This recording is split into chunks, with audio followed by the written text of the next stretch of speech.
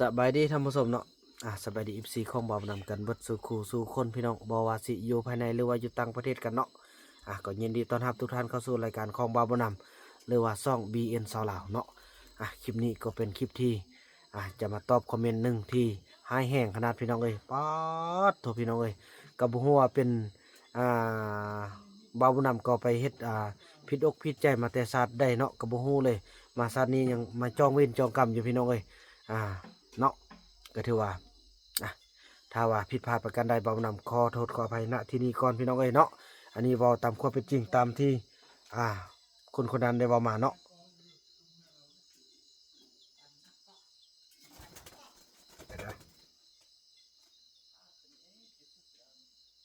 เดี๋ยวจะเบิ่งพี่น้องเอ้ยบ่าวนำได้น่าจะแคปหน้าจอไว้เนาะพี่น้องเนาะแล้วก็มีไลน์คอมเมนต์อยู่พี่น้องเอ้ยพัฒนาคนป่าฮ่ามึงนะแค่ยูทูบเบอร์ที่ตามไทยวิดีโอคลิปเพื่อหารายได้จากยอดวิวซึ่งไปรบกวนวิถีชีวิตของเขาคงรำคาญมึงมากๆแต่ไม่รู้จะพูดยังไงพี่น้องเอ้ยเนาะนี่แหละพี่น้องเอ้ยก่อนที่จะเบิ่งคลิปต่อไปนะเนาะก่อนที่จะเบิ่งคลิปต่อไปอย่าฟ้าวตายเด้อคนคนนี้เด้อเดี๋ยวบ่าวนำจะเอาให้เบิ่งเนาะอย่าฟ้าวตายค่อยยังมีสิ่งที่ให้เจ้าอิจฉาและก็ยันลื่นหลายอย่างแต่ถ้าเจ้าตายไปเมื่อใดความที่ว่าเจ้าอิจฉามันจะมืดฉะนั้นอย่าฟ้าวตายเด้อขอให้เจ้าอายุยืนขอให้เจ้าอายุยืนเบิ่งค่อยตลอดไปพี่น้องเอ้ยเนาะเบิ่งซะเนาะนี่ผู้เก่าพี่น้องเอ้ยนี่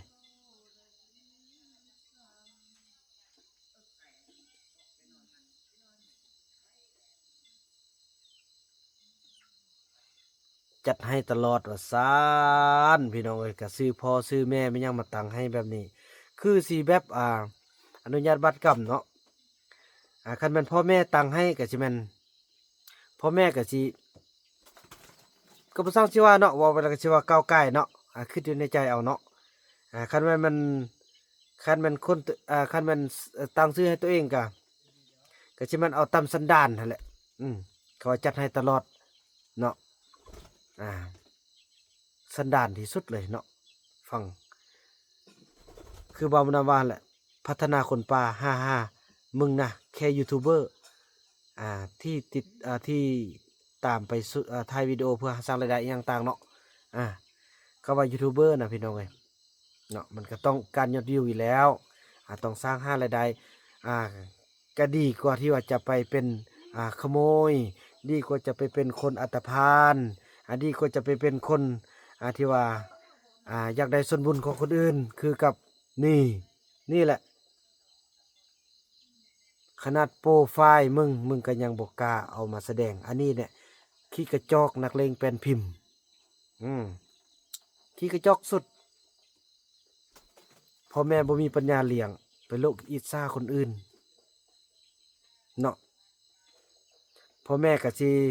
สิได้มาย้อนแบบที่เพิ่นเขียนซื้อนี่แหละจัดให้ตลอดนั่นแหละเนาะก็ย้อนพ่อแม่มันจัดให้กันตลอดนั่นแหละมันจึงได้ออกมาเป็นลูกแบบนี้นะสมเพชเวทนาที่สุดเนาะน่าอายนักเลงเป็นพิมพ์คนนี้นะคันได้เห็นคลิปนี้แล้วคือสิกัดห้ำตัวเองตายเนาะกัดโปรตีนตัวเองตายกัดข้องตัวเองตายแล้วแหละคือสิเอามีดมากรีดหัวใจตัวเองแล้วแหละความมันโง่ความมันจาความมันบ่มีปัญญาความมันปึกฮู้บ่มึงนะเป็นเพียงนักเลงเป็นพิมพ์ขออนุญาตนะพี่น้องเนาะขออนุญาตเด้อวอกับหม้อนี่แหละเนาะหม้อกับหม้อนี่แหละวอกับบักนี่แหละเบาบุญนำก็อดบ่ได้เนาะเพราะว่ามันเป็นคนที่ว่าเว้าก่อนดีมาดีกับลายมาลายตอบเฮาก็มีมันสมองเฮาก็มีปากคือกัน อ่าเฉพาะนักเลงเป็นพิมพ์ตัวนี้ถ้าว่าเป็ดก็เป็นเป็ดต้นนี้เนาะถือว่าอยากได้ส่วนบุญก็ถือว่าจะเว้าให้ฟังเลยเนาะอย่าฟาวตายเดี๋ยวได้เบิ่งคลิปต่อไปว่ากูเสียดหยังให้มึงเบิ่งถ้าเบิ่งเนาะอันนี้ขออนุญาต FC เนาะก็ถือว่าขอร่วมกับอ่าบักนักเลงเป็นพิมพ์อีนักเลงเป็นพิมพ์ตัวนี้เนาะสัมภาวิซีตัวนี้เห็นบ่ขนาดฮูบมันก็ยังบ่กล้าเอาขึ้นเนาะสะใจแล้วบ่คนทางโลกเห็นคอมเมนต์เห็นที่ว่ามึงเขียนเนาะมึงเขียนมากูอ่านกูตอบแต่คนที่เห็นสันดานเห็นสิ่งที่พ่อแม่มึงสร้างมาตัวตนของมึงให้มึงมีแนวคิดเขียนออกมาได้ทั้งโลกเห็นมึงน่าอายบ่กันน่าอายแทนพ่อแม่อยู่นี่แหละเขาเอิ้นนักเลงเป็นพิมพ์ถ้าแน่จริงมาโลดมาห้าโลดเนาะอย่าเก่งแต่ปากอย่าเป็นม้าลบกัดแต่ถามว่าม้าลบกัดแบบนี้เจ็บบ่บ่ได้เจ็บแฮงได้เงินซ้ำเนาะเอาเห็นบ่เฮามาเฮ็ดคลิปก็มีคนมาเบิ่งแหน่โฆษณาก็ขึ้นคนมาคอมเมนต์YouTube ดันซองแหน่นั่นแหละมีแต่เสียบ่มีเจ็บคนที่เจ็บก็คือมึงหั่นคนทางโลกเห็นหน้า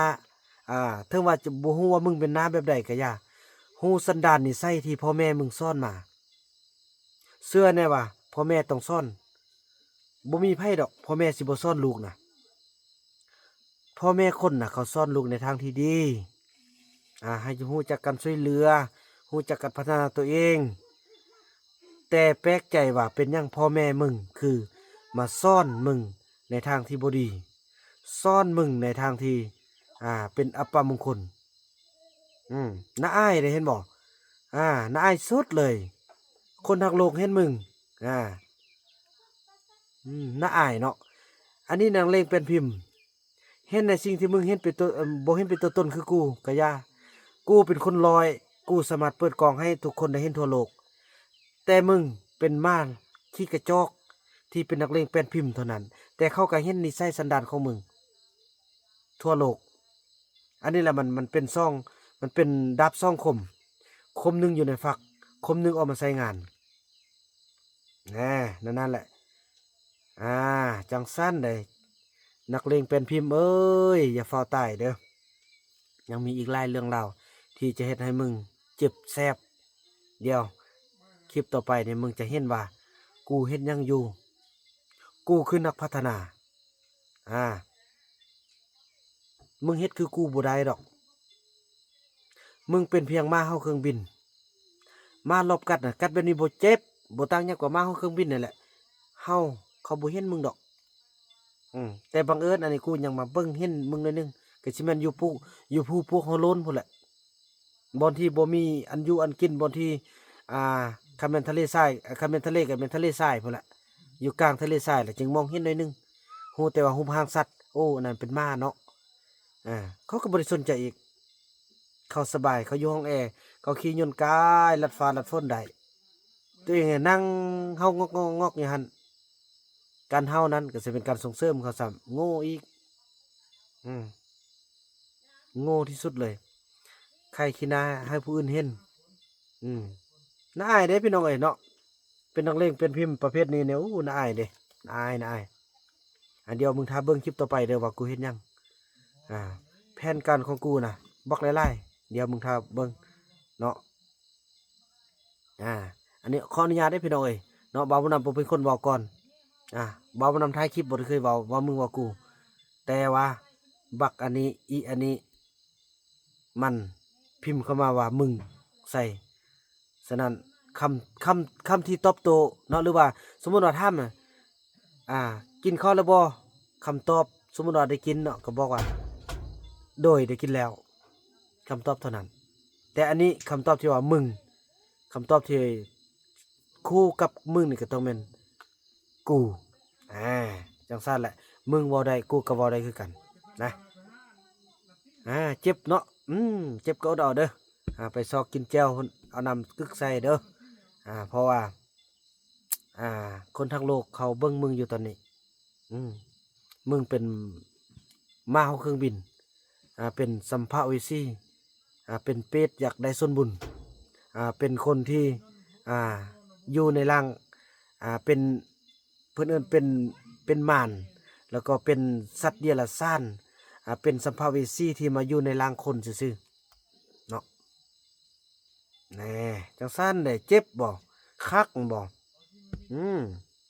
มึงคิดว่ามึงเว้าได้ผู้เดียวว่ามึงกูน่ะกูก็เว้าได้คือกัน